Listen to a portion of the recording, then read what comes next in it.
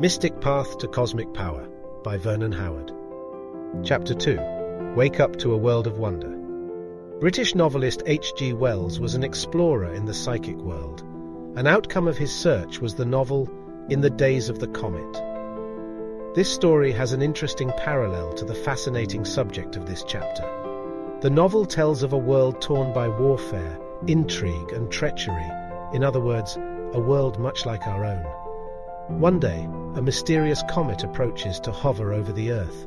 It discharges a great green cloud that puts everyone on Earth into a strange sort of sleep. Later, everyone wakes up. It is the same physical world, but what an amazing change has taken place in human beings. Hostility and mistrust are gone. Everyone is calm and understanding. Soldiers climb out of their trenches to greet each other as friends. Peace is no longer a word, but an actual condition.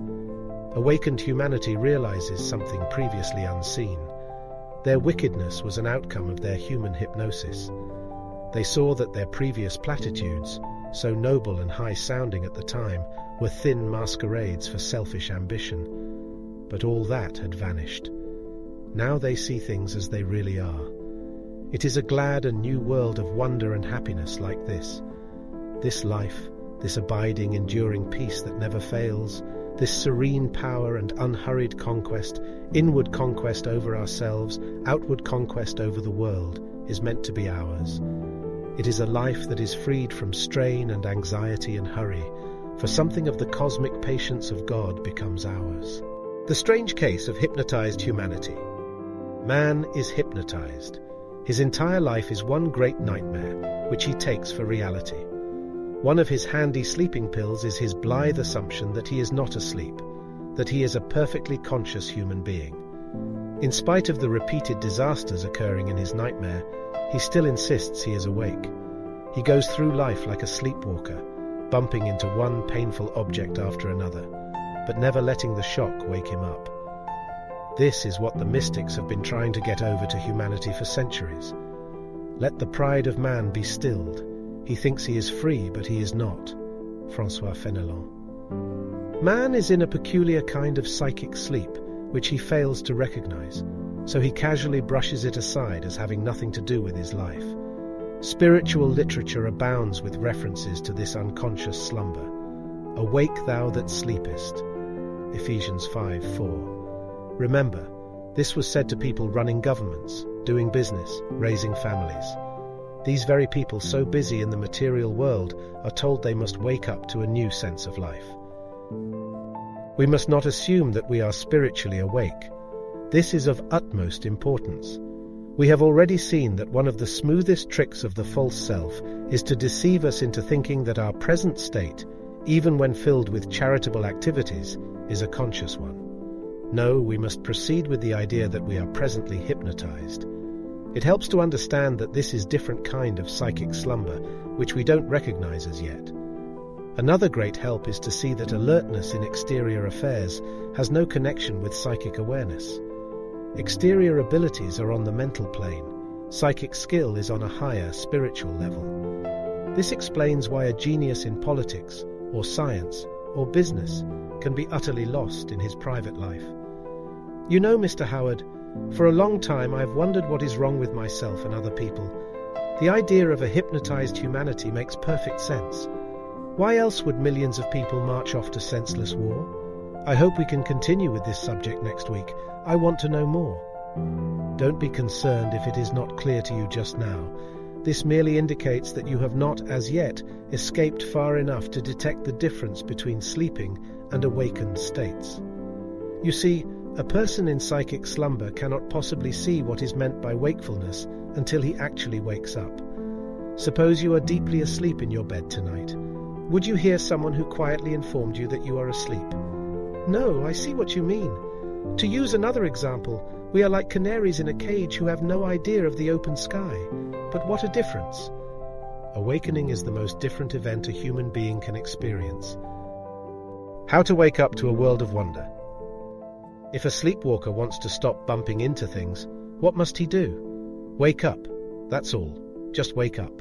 So must the man or woman in psychic sleep. He or she must open the eyes of understanding. Having recognized even dimly the nightmare that keeps us weary and afraid, we want to end it. But how? How do we awaken from the bad dream? A man must have a deep and sincere desire to change his inner self. He must be tired of merely rearranging the toy blocks of his exterior affairs and get down to adult business with himself. With one man, it is enough to feel a nagging dissatisfaction with things as they are. He is disappointed, restless, finding no lasting fulfillment in wealth or fame or social success. Another man might be jolted out of his complacent sleep by a shock or a crisis or by disgrace. When used as a message, not as a punishment, a shock can open a man's eyes. A man must sense that something is wrong, deeply wrong. Now, every man has such a vague hint within, but he fails to listen to the message accompanying it. This new and strange disturbance is accompanied by the ever-so-slight suggestion that there just might be a way out. He senses an alternative to his desperation, though, at this early stage, he has no idea of what it might be. It is a vague but entirely new hint of higher possibilities. A few years previous to this mysterious stirring within, the man might have challenged a mystic. "Why should I bother with what you say? I'm a happy and active man." "Because," replies the mystic, "you are not really happy, and no one knows it better than you. Beyond all your shallow pretenses and invented activities, you see your own emptiness. You can try to kid yourself, but you can't kid your nervousness and your irritability and your sleepless nights." Now, having reached the end of his rope of egotism, no longer able to hide behind his pretenses, the man utters his first faint, "Yes, that is so. I am willing to go on from wherever I am to explore whatever there is." Confession of a famous knobfemin. This brings us to a man who woke up, Count Leo Tolstoy. Born into a family of nobility, Tolstoy was not religious in the usual sense. His early life proved the opposite. By his own confession, he led a wretched life of robbery, sexual excess, drunkenness, cruel oppression of peasants, and violence of every description. As a soldier, he was a vicious killer. Few crimes escaped him. So Tolstoy lived and suffered inner torment. Was there, he faintly questioned, another way to live? He began to write, motivated, he realized, by a driving desire for money and fame. He soon succeeded in attracting attention as a talented author, but it did nothing to cover up the inner agony. Looking around at his world, he wrote, "It is now clear to me that between ourselves and the inhabitants of a madhouse, there was no difference. At the time, I only vaguely suspected this, and like all madmen, thought all were mad except myself." A series of journeys did nothing but heighten his horror of the human condition. He began to see what all seekers must eventually see with shock, the vast space between mankind's lofty pretensions of virtue and the subtle self-seeking cruelness actually practiced. But the psychic breaking point was near. The truth was that life was meaningless. Every day of life, every step in it brought me, as it were, nearer the precipice, and I saw clearly that before me there was nothing but min, and to stop was impossible, to go back was impossible. He searched frantically among all the established branches of knowledge. Was there a way out? His days were dark with the despair that it might not exist after all. The fear deepened when the scholars of the day had no satisfying answers to his inquiry. Why am I living, and how can I save myself? Tolstoy's intense honesty compelled him to see that the learned men who supposedly knew the answers were just as secretly confused as he. In misery over the failure of his human reasoning to save him, he considered taking his life. Then, gradually, the light dawned. From the New Testament, he finally understood the cause of personal and mass wretchedness, that men loved darkness rather than light because their deeds are evil. Painfully seeing through his own deceit, he clearly saw it in others. At the age of 58, self-liberation appeared. As the blindfold fell from his eyes, Tolstoy perfectly saw one monumental fact. Life is meaningful only when we are conscious, really conscious, of truth, of reality, of things as they are. We must wake up, be born again. A free man, Tolstoy testified, the light that then shone never left me again. Your Sing-Fi greatest technique for newness. We now come to the single most important technique on the mystic path, With its persistent practice, any human being can turn into a new person. This essential and dynamic technique is self-observation. Before we see what it is, we must see what it is not. I find many misconceptions here. Self-observation is definitely not self-centered mental absorption. If that could liberate, millions would be free. No, self-centered reflection is the exact opposite of genuine self-observation and its worst enemy. Self-absorption is always characterized by uneasiness. Self-observation is the method of destroying uneasiness. Self-observation is an act of watching everything that goes on, both within yourself and outside. You do nothing but watch, just as if it were happening to someone else. You do not personalize. You do not react or form an opinion about anything you observe, whether it is a newspaper headline or an inner feeling. You judge nothing as good or bad, pleasurable or painful, favorable or unfavorable. You simply watch, just as if you have no personal connection with whatever you observe. Think of yourself as standing on a riverbank, watching passing ships. Some of the ships are bright with lights and color, others are dark and dreary. But what has either to do with you? You have no connection with either the brightness or dreariness. You are merely watching them come and go. Self-observation means passive detachment. You do not try to change the things you see in yourself. You interfere with nothing. Without attitude and without comment, you simply look. It is a remarkable experience to stand aside and watch a fear, or a depression, or a passion pass through you without personalizing it. It is sheer magic that eventually changes things effortlessly and correctly. But I am thinking about myself all the time anyway. I don't see any difference in what you say and my present self-preoccupation. We must be totally clear on this. Self-observation is not thinking about yourself. There is a world of difference. Self-preoccupation is like grabbing and wrestling with a tiger. Self-observation is like quietly watching the tiger walk by. Why are we emphasizing this? It is the very key to liberating self-knowledge. It enables us to see ourselves as we really are, not as we imagine ourselves to be.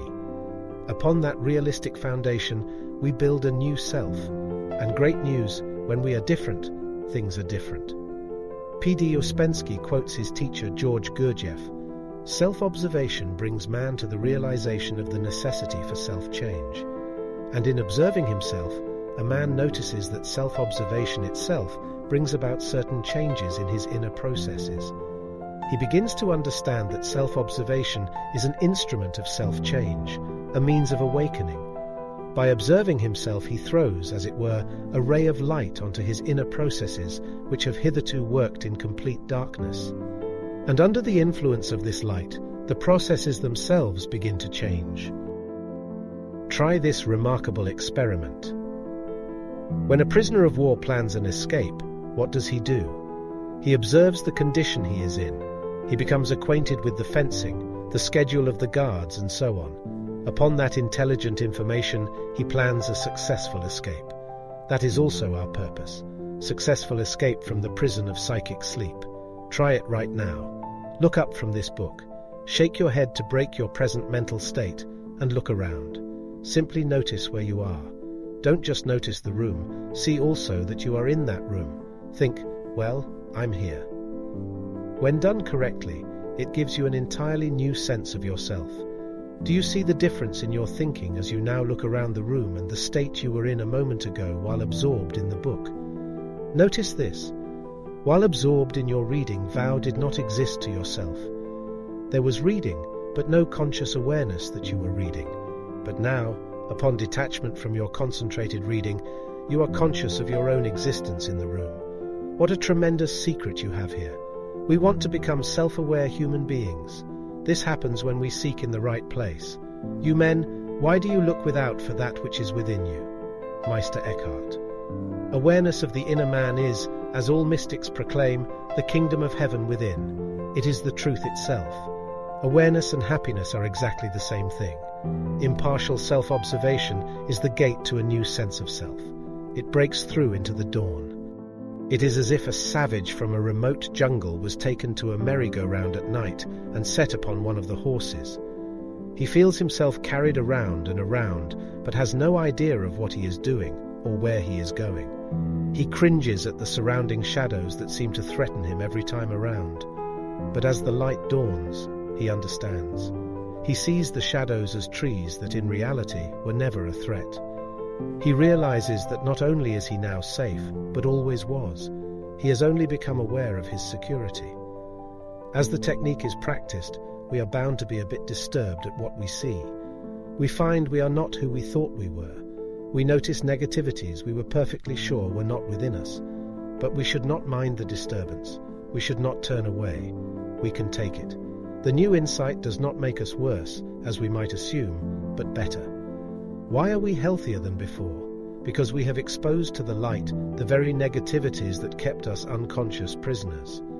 Psychic light, as any psychologist testifies, destroys darkness.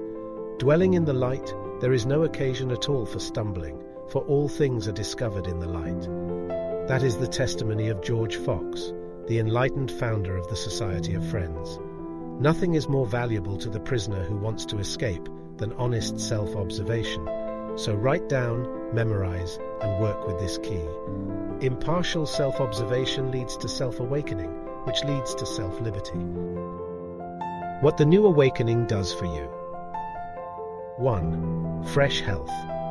If anything is certain, it is that the awakening process ushers in a new era of health and vitality. It cannot be otherwise, for your dynamic psychic forces now work for your physical self, not against it. 2. Freedom from nagging trivialities.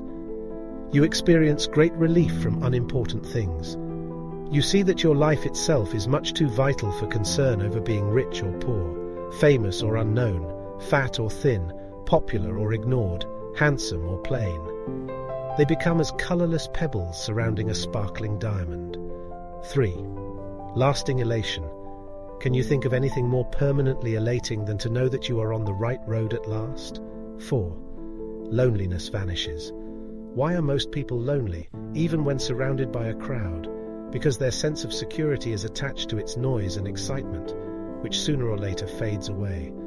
The awakened man dwells in the world of his true self, where loneliness is impossible. 5. A new kind of self-acceptance. Man no longer harbors a secret self-rejection. He is through with subconsciously labeling himself as stupid or wicked. He sees that such labels go with human hypnosis, but now awake, he no longer accuses himself. 6. Wisdom in human relations. A man in this new state, considering a business partnership, would wisely select men capable of mature judgment. A woman, contemplating marriage, would realize that it is 1,000 times more important to meet a plain but emotionally steady man than a handsome nut. 7. Mysteries of life are solved. The open-eyed man clearly understands the rightful place of sex, money, religion, happiness, and so on. They are no longer problems. Each new insight adds another piece to the jigsaw puzzle. 8. Personal safety. Your 5 senses function efficiently. You see and hear clearly. Want to see a perfect example of how a self-absorbed state causes accidents? Watch the facial expressions of people as they cross a busy street. Most of them are 1,000 miles away. 9. Daily inspiration. Just as a cup is open to everything above and closed to everything below, so is the liberated man. He receives a constant and fresh flow of quietness, cheerfulness, relaxation. 10. Absence of self-defeat. Ever notice what happens whenever you come across a misspelled word in a book? Your knowledge of spelling tells you something is wrong. You feel the urge to correct it. So does the liberated person correct his actions as he goes along. That is self-advancement. 11. Enjoyment. How many people do you know who really enjoy their day? The awakened man enjoys everything. If you ask him why, he replies, "Why not?" 12. Everything becomes easier. A space rocket takes extra effort to get off the ground, but finally reaches free flight. The awakened man floats forward easily. The power of self-understanding. There are 2 basic methods by which one can grasp a practical self-knowledge. 1. Work with yourself. 2. Listen to those on a higher level. In actual practice, these more or less overlap, but let's examine them separately. You can work with yourself in the many ways already discussed. You can observe why you do what you do. A pain or problem can be tracked back to its origin in a false viewpoint. You can demand strict self-honesty from yourself. But we should also avail ourselves of aid. Here is where the mystics extend their helpful hand. But this takes more heroism than might be suspected, for they are not going to tell us what we prefer to hear, but what we need to receive. We should humbly realize that it is ignorance of ourselves that places us in danger from ourselves. This is welcome news, for now we can break into the open. If a man would put 1/10 of the energy he uses to defend himself into a program for finding himself, he would experience the miracle of self-change. Self-knowledge awakens us. If we are awake at the switch, we can turn our lives onto the right track. Our responsibility is not to do anything but to understand something. Just as we can see more of the countryside from a mountain than from a hill, our actions emerge on the same level as the understanding that projects them. It is useless to try to act superior until the inner self is superior. It is of paramount importance to grasp this. Self-knowing has nothing to do with college degrees, or book facts, or public fame as a scholar. It is self-insight. Often we must set aside our mental education if we are to awaken our spiritual intuition. People ask whether it is really possible to transcend their own conditioned minds and contact a higher power. Swiss psychiatrist Carl Jung, who bridged the gap between Eastern mysticism and Western psychology, replies, "To this question, there is a positive answer only when the individual is willing to fulfill the demands of rigorous self-examination and self-knowledge. If he follows through his intention, he will not only discover some important truths about himself, but will also have gained a psychological advantage. He will have set his hand, as it were, to a declaration of his own human dignity and taken the first step towards the foundations of his consciousness." Nothing can prevent your richer life. Self-knowledge is really a simple thing. It is getting to see how we operate, just as we learn how an automobile works. That places us in control of our human machine. Insight into the two selves within a man clears up many confusions and contradictions. A mystic says that man is wicked. That is true. But he also proclaims the kingdom of heaven within. Also true. The true self is everything good. The false self is all that is bad. A man's conflicts arise from the battle between the two. As we permit our essential nature to take rightful domination, we win. It was our understanding that preceded our victory. Progress through self-insight is like a great disappearing act. Picture a man caught in the middle of a rioting mob. He is struck by fists and stones, whirled about and cursed, but he has a magical potion for making himself invisible. Gradually, as he becomes less fleshly, the blows hurt less and less. Finally, as his physical self disappears completely, he cannot be hurt at all. Though he is still there as an observer, the blows pass right through him. As our false notions disappear, nothing can hurt us. We see that we were hurt because of the ego-hardened self, which takes everything as personal blows. But through self-insight, the hardness has melted, and with it comes the quietness we always wanted. How will I know that I've grasped this idea? You will know. You will no longer feel insults as insults, losses as losses, threats as threats. While other people may, on the human level, behave badly toward you, you are no longer on that level, so you cannot be offended. This is the tremendous message of mysticism. You need not be hurt by anyone or anything. You need not be enslaved by anything outside you or within you, not when you really understand. Look very closely. You will see that no person and no circumstance can prevent you from becoming a self-understanding man or woman. Who is stopping you at this very moment? No one. The mystic path never requires that you grasp more than you can at the present moment. If you can only listen to wisdom, then listen. If you can only understand that personal effort is necessary, then realize that much. If you can grasp just one truth out of 100, that is just fine. Do only what you can do for now. Progress is certain. How to stop hurting yourself.